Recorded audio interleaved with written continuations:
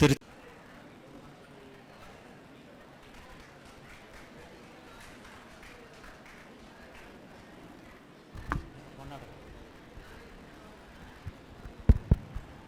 சித்தரையா அவர்களுக்கு அப்பர் மடம் சார்பில் வரவேற்பை தருகிறார்கள்.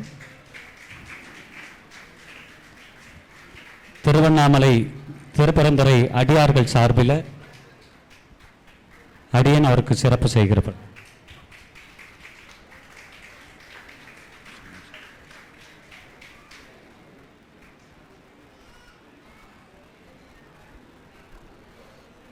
இந்த மாலை நேரங்களில் எல்லாரையும் சந்திக்கிறது ரொம்ப மகிழ்ச்சியாக இருக்குது. எனக்கு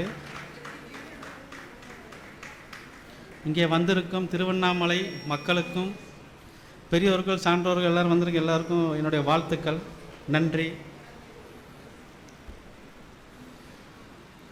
மாணிக்க வாசகர் சொல்லி சிவபெருமான் எழுதிய இந்த திருவாசகம் என்னும் திருமந்திரத்தின் மூலமாக எல்லாரையும் இன்றைக்கி எல்லாரையும் ஒன்று இணைந்து வச்சுருக்காங்க. எல்லாரையும் அவங்க எழுதின ரெண்டு பேருமே இங்கே தான் உட்காந்து பார்த்துட்ருக்காங்க.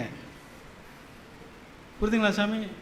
அதனால் எல்லாருக்கும் வாழ்த்துக்கள். நல்லபடியாக எழுதுங்கள், எழுதுங்கள், எழுதுங்கள். எல்லாரும் சொல்லுங்கள், திருவாசகத்தை எழுதுங்கள், எழுதுங்கள், எழுதுங்கள், திருவாசகத்தை எழுதுங்கள்.